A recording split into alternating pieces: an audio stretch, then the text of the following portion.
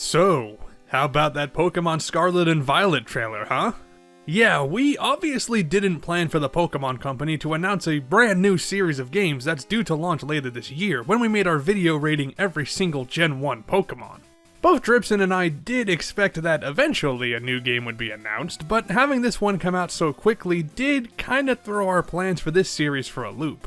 We originally planned to cover the first 8 generations through the end of next year, though with Gen 9 coming out so soon, we decided to take a different approach. That's right. Rather than wait until 2 years from now to cover Gen 9 and let the new Pokemon stew in our brains, we're going to be uploading a special bonus rating video this year to better capture our first reactions to the new creatures. We'll both be playing this generation when it comes out, so we won't go into the video completely blind to these Pokemon, but it will definitely be more of a in-the-moment kind of vibe. Look forward to that video shortly after Scarlet and Violet drop, but in the meantime, let's bring our attention to the focus of this video, Generation 2. The Johto region brought with it 100 new Pokemon with Pokemon Gold and Silver back in 1999, well after Pokemon had officially become a sensation, with not just Red and Blue, but also the official start of the anime series and a slew of merchandise. So it's time to see if this sophomore effort produced some memorable Pokemon. The process for these ratings is the same. We each wrote our own reviews separately, giving each Pokemon a rating from 1 to 10 based on a number of factors, including the Pokemon's design, usefulness in battle, and/or typing advantages. Again, we're doing this primarily for the fun of it, not to determine the end-all be-all best and worst Pokemon, though we are keeping tabs on our overall ratings throughout the entire series. And before we begin, we want to establish a few rules for these ratings regarding Pokemon forms, as this generation is where that begins to matter. Unique Pokemon forms introduced as a gameplay mechanic or regional variant in a future game, i.e. Mega Evolutions, Alolan forms, Galarian forms, Gigantamax forms, and Hisuian forms, are counted as unique entries for the generation where they're introduced. That's why we didn't count any new forms for the Kanto Pokemon last time, and we won't start to cover them until Gen 6. However, for Pokemon with multiple forms introduced in the same generation, we will only count the forms as separate entries if the form is a fusion between 2 different Pokemon.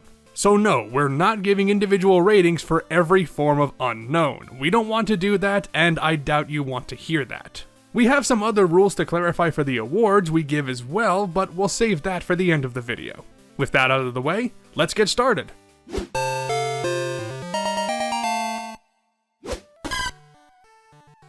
Well, I guess Chikorita is cute, but their design is just too simple for me, plus a point for the leaf on the head, but otherwise a worse Bulbasaur.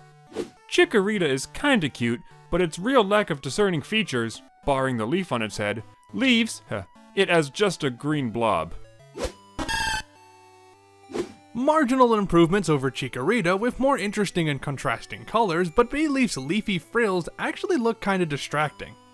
Bayleaf is one of those few instances where I think a middle starter evolution is superior to the first evolution. Meganium actually cleans up the faults of the previous 2 quite a bit. It's still a little too simple, but the petals around the neck especially make it a very pretty Pokemon. Meganium is one of the few starter lines to remain adorable throughout the entire line, while also consistently getting better and better.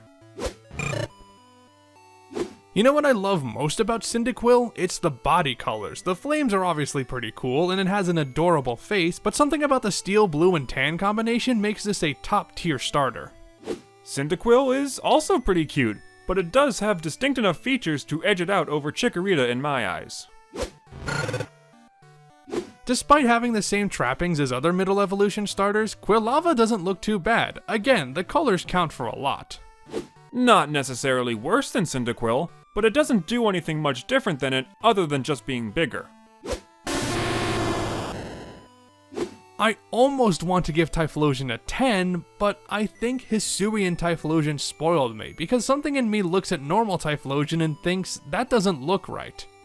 Typhlosion would be totally awesome, if it also wasn't just bigger Cyndaquil, and didn't have the exact same base stat distribution as Charizard.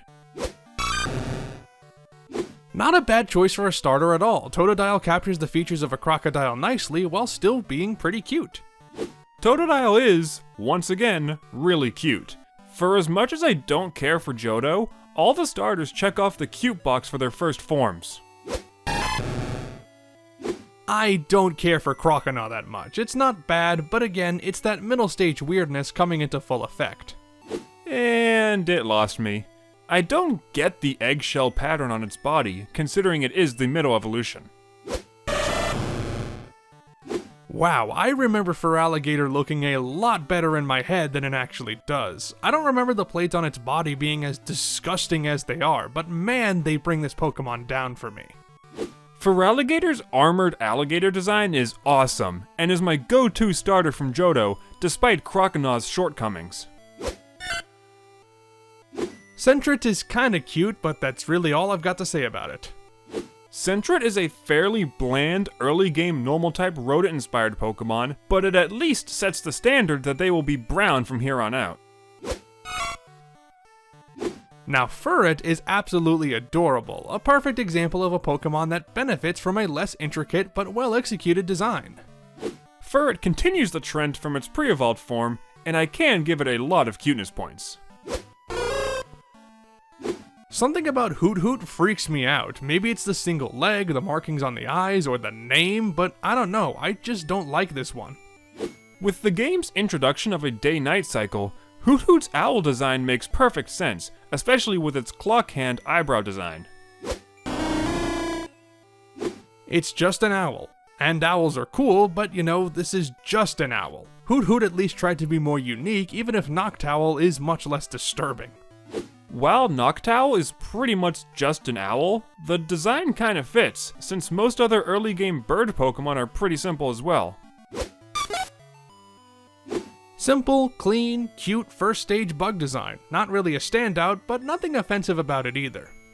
Ladybug is just so weird. I like ladybugs, but something about this Pokemon is so off-putting I can't make myself like it. It's interesting how moving away from a standard Ladybug design actually makes Ledian more appealing than Ladybot, though it's not a crazy improvement. An improvement over Ladybug to be sure, as Ledian somewhat has an extraterrestrial design to it in its head. Again, something about a lot of pre-evolved bug types really speak to me, and Spinarak is no exception. I could do without the face on the body, but otherwise it's really pretty. I think the face pattern on the abdomen is neat, but this little spider doesn't do anything else for me. A little bit of charm got lost here unfortunately, and while Ariados is very cool looking, I ultimately think Spinarak has the better features. Finally, a decent bug type for this generation. I think it's the red and black looking much better than the green and the bluer green. I'm genuinely impressed with Crobat, as it completely eliminates everything wrong with Zubat and Golbat and rises above them in every single way. It gets the perfect score from me just for tightening everything up. I hinted at this in the Kanto Pokemon video, but I love Crobat. I don't know if it's the quad wings or the swapped color palette, but Crobat is almost always in my teams whenever a Zubat is available. This rating would be higher if it wasn't for the eye. Something about the cross pattern really disturbs me, but Chinchou is otherwise pretty neat. Chinchou just looks so weird. I understand that it's inspired by deep sea fish, which have evolved for function over form 10 times out of 10, but the only redeeming quality about this Pokemon is its unique typing. A much better design, not just because the eyes are more normal, but because the body shape looks better as well. I really like Lantern. Lantern takes a pretty awful design and fixes it right up, while keeping the theming intact. Pichu is just a tinier, arguably more marketable Pikachu, and while I love it, it cannot compare to its older brother. Also one of the worst Smash fighters, so there's that. And now we reach the worst additions in Gen 2, Baby Pokemon. Why were these introduced? Was Pikachu not cute enough? I really only give Pichu this high a score because it's pretty much a Pikachu. Nah. I really don't like baby Pokemon, and Cleffa is a good reason why. Sure, it looks like a pre-evolution of Clefairy, but did Clefairy really even need that? This thing legitimately disgusts me. Definitely a case of overly designing for cuteness and not making it look, you know, good. Somehow, Igglybuff is even worse than Cleffa. I want to punt this thing as well. Even though Togepi isn't as immediately iconic as some other incredibly famous Pokemon, it absolutely deserves to be remembered. It's a great design, and it's adorable. Since this generation also introduced Pokemon breeding, I kinda understand the eggshell that Togepi is hatching from. I'm still not a real fan of it though. I don't know what the hell happened here. Even with the cool egg pattern carrying over, Togetic and its automaton looking ass just does not do it for me. I'm not a fan of how the eggshell just sorta became a part of the Pokemon, but at least Togetic has a distinct shape to it, and the wings also help distinguish it from Togepi. Natu is a big garden pea with accessories, like some preschooler art project, and also I kinda hate it. I'm really not a fan of how Natu looks. It's certainly unique, once you look past its green sphere design at least.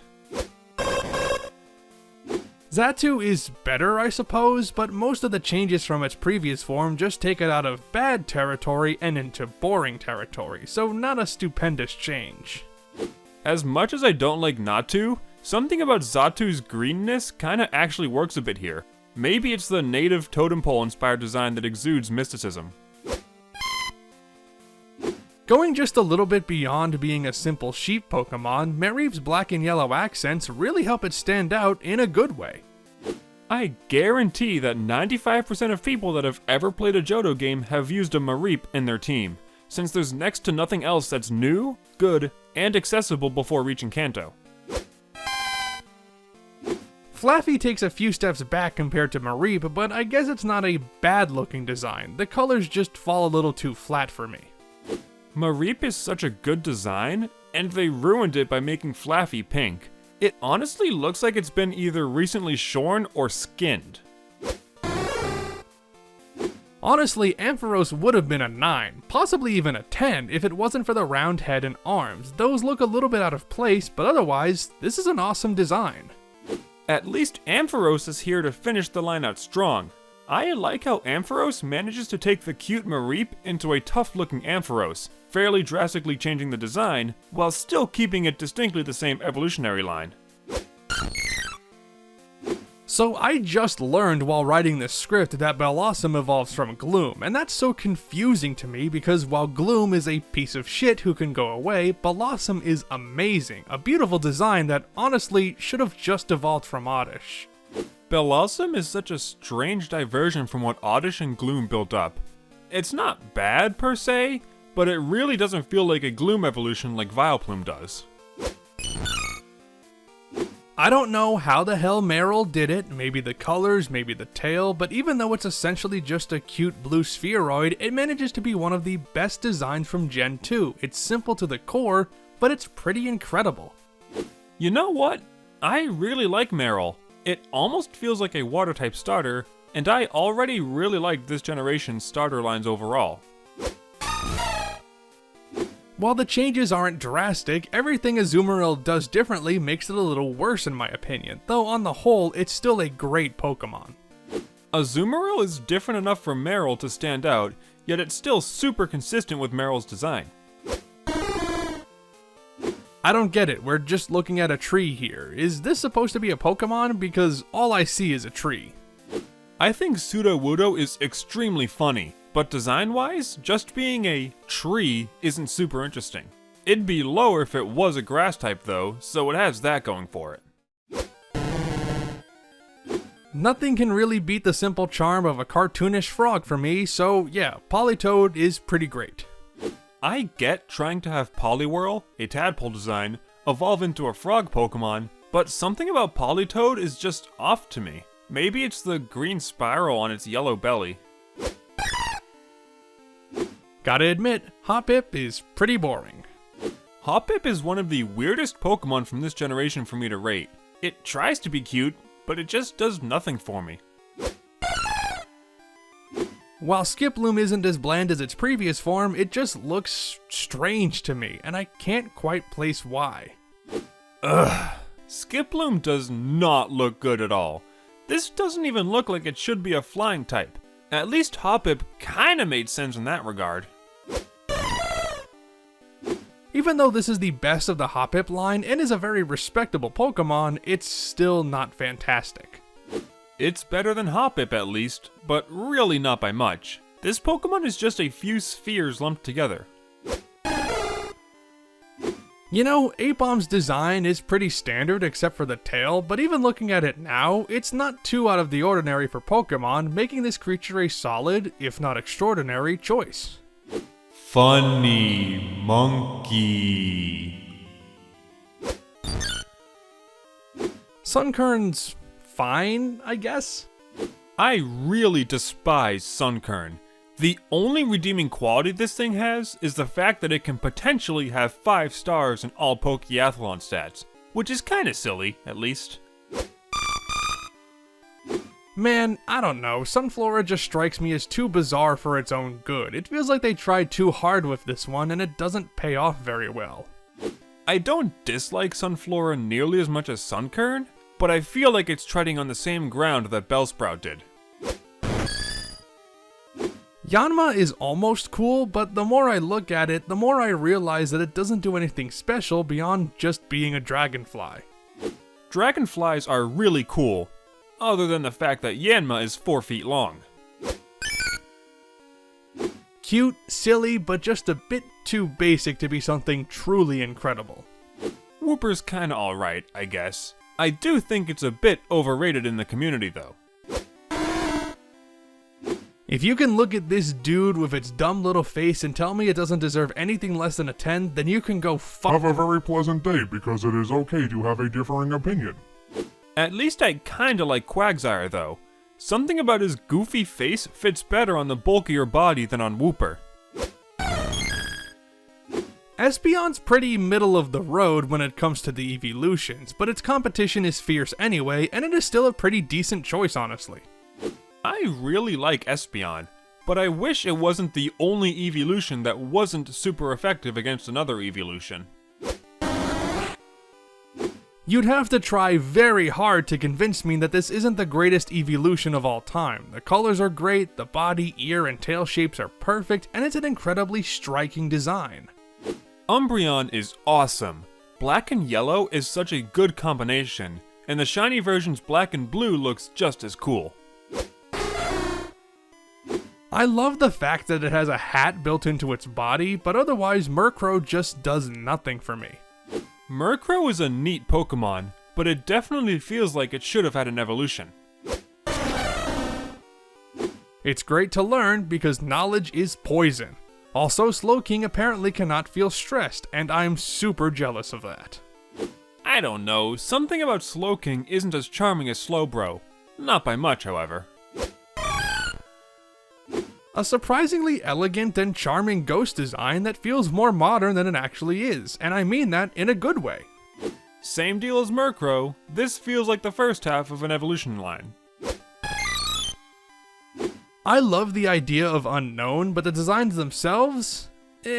Also, for Pokemon with different forms that we're not giving distinct ratings, we'll be naming our individual favorites, and for unknown, my favorite form is V. It doesn't really look like a V, I'll admit, but there's something about the bowl shape I really like.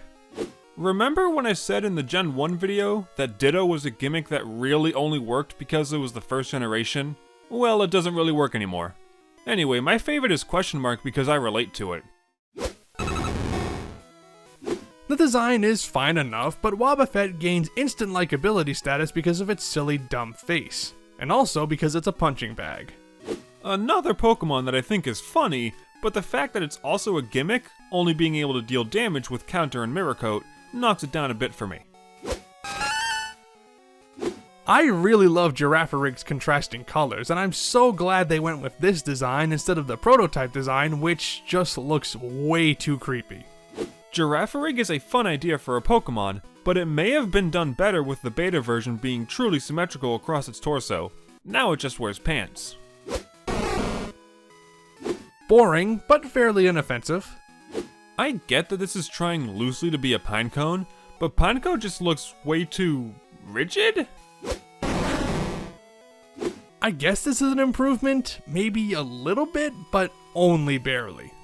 Fortress reminds me of Cloyster in a way, but not as cool.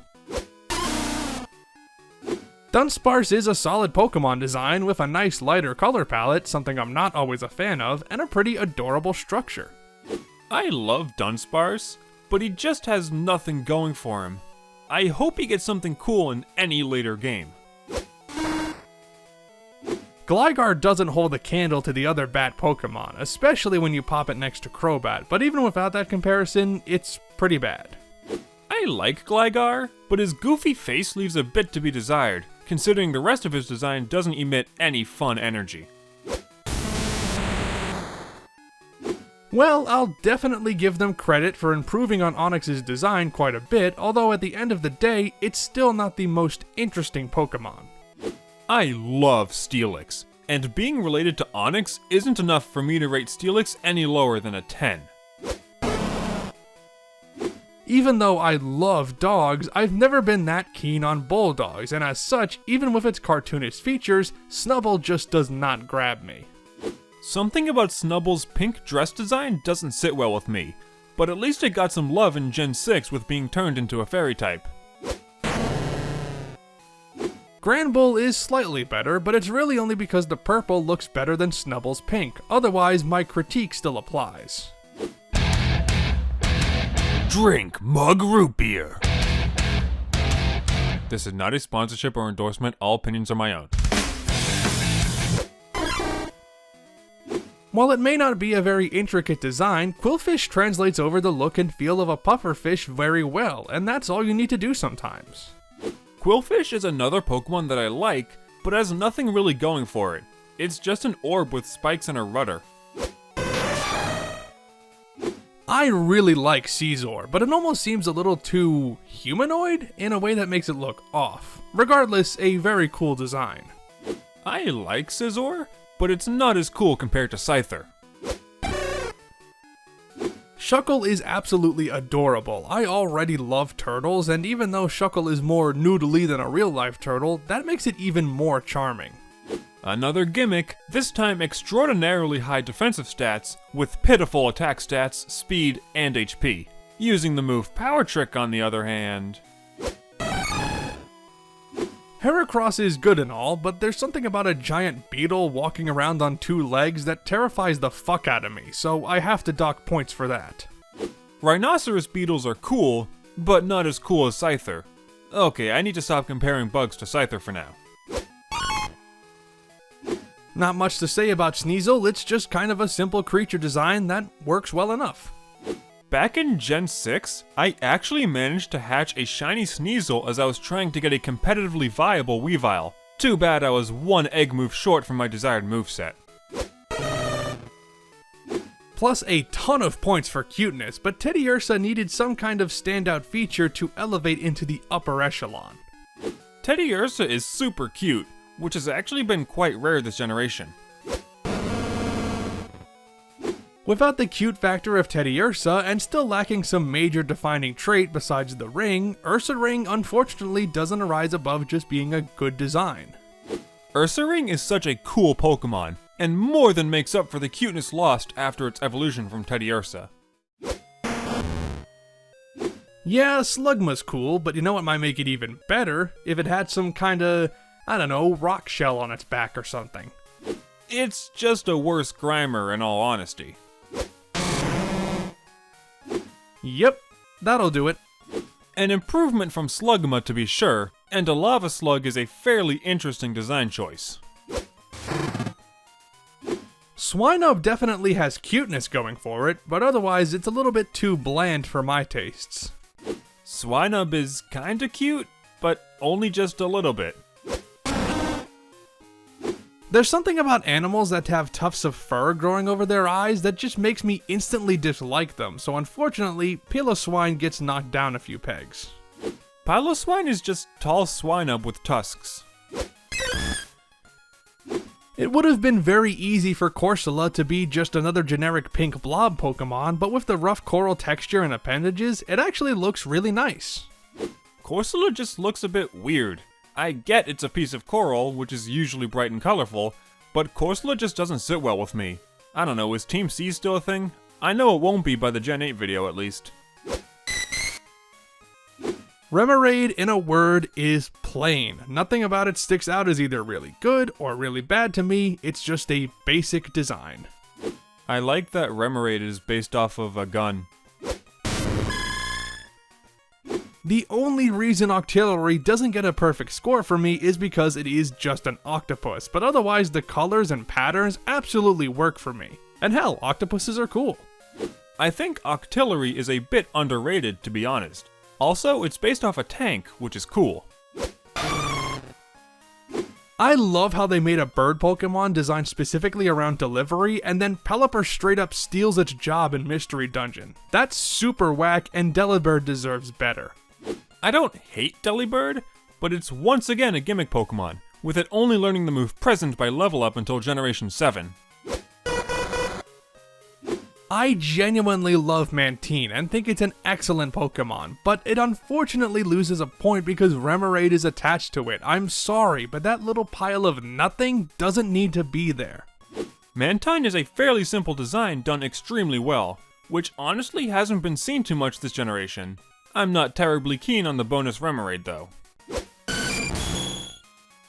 Skarmory's a pretty good design all told, but I have a question. Does anyone else think this looks like a lost legendary bird? Like, it looks to me to almost be a cousin of Articuno, Zapdos, and Moltres. Is that just me? Skarmory is yet again a solid design for a steel type in its debut generation. Houndour is definitely a cool looking but still cute Pokemon, even if it's nowhere near the best dog Pokemon in the series. I really like Houndour, but I wish it wasn't relegated to Kanto, and only available at low levels in the wild, deterring any real use of this Pokemon. Alright, Houndoom is badass. I'm typically not even that big on demon dogs or even Doberman-like designs, but just everything about this one works. Okay, Houndoom is awesome. The obvious Hellhound design works so well for a Pokemon, and again, I wish this wasn't exclusive to after the Elite Four in Johto games. Last video I complained about the mouth of Horsey and Seadra, but I kinda want to correct that because in hindsight, I prefer that tube design over Kingdra's face, but otherwise, Kingdra still rules. This is the evolution that Seadra was severely lacking in Gen 1. Everything about Phanpy is perfect, don't even try to tell me otherwise. Phanpy is really cute, though I'm not a big fan of the light teal color with his ground typing. Infinitely less cute than Phanpy, but damn it if Donphan still isn't an impressive Pokemon in its own right, especially with those plates. The tire tread armor is an odd choice, but it still looks nice. Without the sharp edges of Porygon, Porygon 2 is immediately less interesting, though I do like the Drinking Bird design. A weird choice, giving Porygon an evolution, but it's still neat that Porygon 2 has a number in its name. Man, I just do not like Stantler's face at all, and that counts for a lot of points lost here. The others come from the shape of the antlers and the tail. You know, just about everything about Stantler kinda sucks. Johto had a nice streak of fairly good designs going on, but Stantler just barely breaks that. Not a bad design, but it's mostly the face that detracts a bit from me. Interesting battle gimmick aside, I just really like the idea of Smeargle painting stuff with its tail. That's actually kinda cool. This is like the 5th gimmick Pokemon in this generation, and it would actually be kinda cool if Smeargle had the stats to utilize every move in the game. Also, free Dark Void. Quick question, how do you get Hitmonlee and Hitmontop from this thing? Hitmonchan I can kind of understand, but Tyrogue just seems like a terrible way to unite the Hitmons. I don't know what a pre-evolution to the Hitmons would be that would combine the two into an evolutionary family, but this isn't it. I didn't think I'd hate this more than Hitmonchan, but I hate it more than Hitmonchan. Hitmontop is funny for sure, but it really doesn't mesh with Hitmonlee or Hitmonchan. Not nearly as offensive as Jinx, and I don't just mean in the racism way, but still nowhere near being anything close to a good Pokemon. Okay, I don't hate Jinx, but I do hate this. There are some things I do like about Elekid, such as the electric plug design on its head, but I cannot stand its stupid, cocky face. Like, you're not cool enough to warrant that shit-eating grin, Dork. And this. At least the plug-shaped head ornament is kinda neat, I guess? Unlike its older form, I don't mind Magby, as I don't hate its awful face, but that doesn't mean I have to like it. This one as well. I think the muted red and lack of flame designs make me not like this at all compared to Magmar. Yep, I've heard about Whitney's Miltank, but since I haven't played Gen 2 yet, I don't have that negative attachment, and I can actually appreciate Miltank as a solid Pokemon design. Isn't it weird that this Pokemon learns Milk Drink as a move, and it very clearly drinks a bottle of cow's milk? Think about whose milk it drinks. Miltank is 100% female, and has very clearly defined udders. Not that much different from Chansey, but the plumage on the wings and midsection are a plus. This just looks like Chansey in a frilly dress. Can't say I've ever been a fan of Raiko's design. It looks like a creature designed by too many people inserting parts from different animals and failing to combine them properly. I kinda like Raiko, but its saber teeth and distinct claws are oddly a bit off-putting for me. Entei's very cool, a majestic Pokemon that just radiates powerful Pokemon told in myths vibes, though those spikes are a little weird. Mom says we have Arcanine at home. A pretty nice counterpart to Entei, with the colors and white streamers especially sticking out to me, and again giving off a very majestic energy. The head crest is a bit strange, but Suicune is a solid design overall. Also, as a kid, I would pronounce this Pokemon as Sushween. Larvitar just looks like it's about to stab you with that massive blade in its head, but that element of danger doesn't undermine how great this dude is. Larvitar just looks strange, like an angry little lad.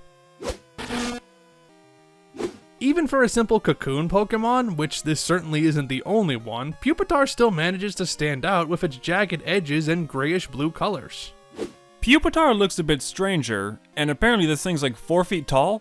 I thought it was like half of that, but Larvitar is also like 2 feet tall. Tyranitar is a badass Pokemon, and I love how it carries over elements of its previous two forms while still managing to make a unique impression. I definitely understand why people love this one so much. Well, Tyranitar more than makes up for its pre-evolutions. Tyranitar is a super cool kaiju design that would also be great to use if it wasn't essentially locked to obtaining all 16 gym badges. I've always really liked how Lugia looks, being a fairly straightforward Pokemon that still carries a lot of elegance and power in it, just what you're looking for in a legendary Pokemon. Lugia's design and setting scream water type, but nope, it's a psychic type. Man, wouldn't that be weird if one of the box legendary Pokemon was super effective against the other box legendary Pokemon? Ho-Oh? More like no. Ho-Oh's design has grown on me over the years, but looking at it more closely now, it looks like a regional evolution to Fearow. Celebi's alright, I guess. The most interesting thing about it is its type combination, but otherwise it's just a little bit too boring for me. Celebi is pretty cute, but it is just an onion in all honesty. And that's all the Gen 2 Pokemon rated. As always, let's turn it over to Dribson to analyze the data. Thanks, Cloud. First, we're keeping a running total of our average scores for each generation. But first, we need to adjust this chart for Gen 9. There we go.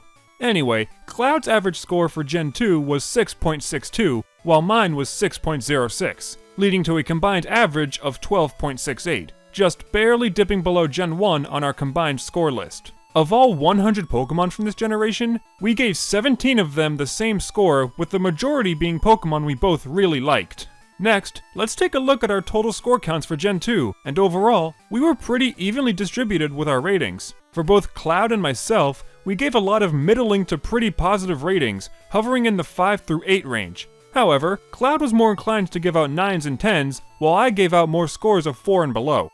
And as a quick recap, here's all of our ratings for Gen 2.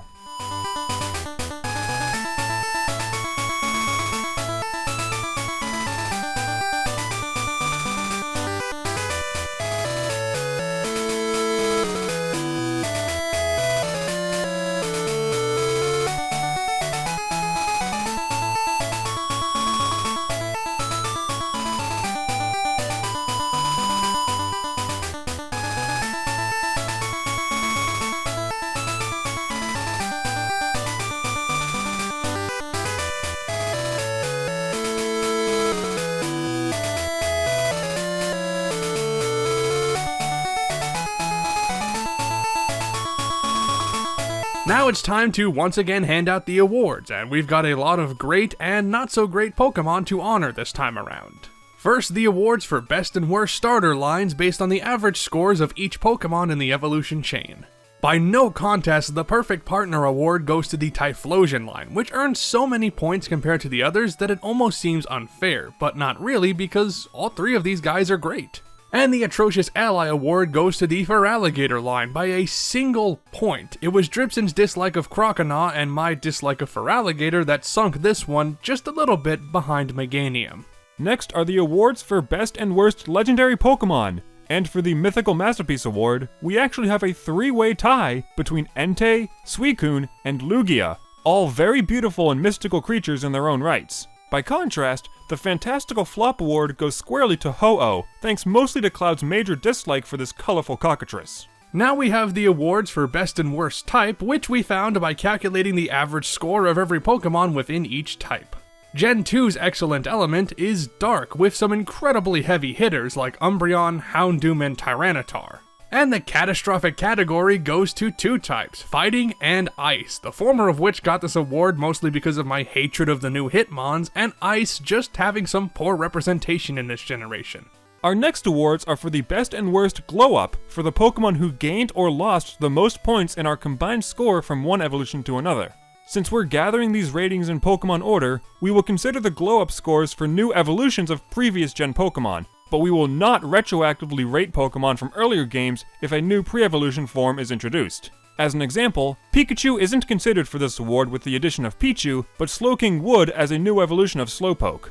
Anyway, the Terrific Transformation Award goes to Crobat, who made an incredible leap over Golbat, improving by a factor of 9 points. Though Tyranitar was a close second with an improvement of 7 points. And we have two metamorphic mistakes this time, Flaffy and Piloswine, who both lost 5 points compared to their previous forms. For the Contentious Critter Award, given to the Pokemon whom Dribson and I disagreed on the most with our scores, we have a whopping 4 Pokemon to honor who all had a difference of 5 in our separate ratings. Skiploom, Wobbuffet, Stantler, and Hitmontop, the first of which Dribson despised and I felt was alright, the last two of which I despised and Dribson felt was alright, and the second of which I loved but Dribson felt was very mediocre. And our last two awards, of course, go to the best and worst antagonists, which, as a reminder, are the best and worst rival, gym leader, Elite Four trainer, champion, or villain team leader based on the average combined score of their team. Same rules apply, scores are adjusted for duplicate Pokemon,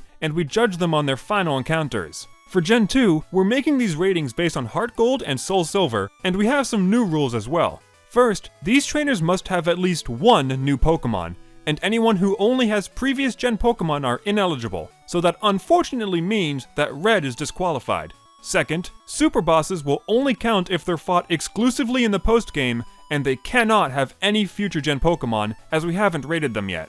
So any of the Indigo Plateau rematches don't count. And third, no trainers or teams exclusive to battle facilities like the Battle Tower. Okay, so the Big Bad Boss Award surprisingly goes to the Dragon Gym Leader Claire, boosted primarily by Gyarados and Dragonair, in addition to her Kingdra.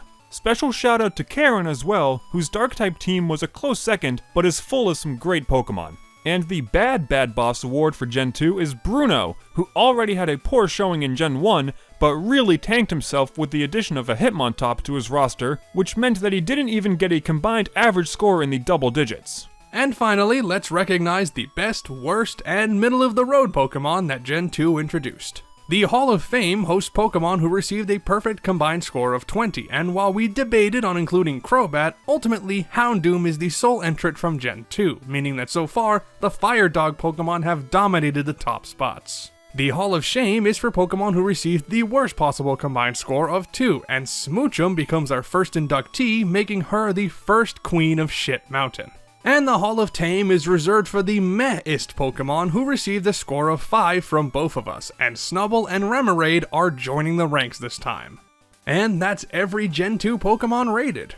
Even though I was familiar with a lot of these Pokemon at the outset, it took me until this video to appreciate what a lot of them bring to the table. I'm far less knowledgeable in Johto than I am with Kanto or Hoenn, but I really dig how the designers went a little bolder with some of these creatures while still sticking to the spirit established in the previous games. Johto wasn't exactly high on my priority list in terms of catching up on the Pokemon series, but if the Pokemon are anything to go by, I'd love to finally give it a shot. I've heard a lot of negative things about this generation from Dribson, and I try not to let that shape my judgment for this video. A good thing too, because there's some Pokemon in here that absolutely deserve to be recognized. Overall, I've never really been a fan of the Johto games. While I can say that they are technically impressive, essentially doubling the size of Red and Blue, that came at a cost of some less than great design choices, like the worst leveling curve through the Elite Four, the hiding of a good portion of the new Pokemon in the Kanto post-game, the overabundance of Pokemon added to existing evolutionary lines, and the reuse of characters and groups. Johto is also the only region I've only played through once up until the 3DS era, so I don't have much nostalgia thinking back on these games either. All said, I feel that Johto as a region lacks any sort of character, even though some of the additions from Gold and Silver have been key mainstays in the decades since. Well, with all that said, thanks so much for watching this video. If you enjoyed it, then give it a like, leave a comment, and make sure to subscribe and click that bell to see when new videos go live. What's your favorite Pokemon from Gen 2, and which of the recently revealed Gen 9 starters is your favorite? Let us know. Until next time, this is Cloud Connection and Dribson signing off. Catch you later.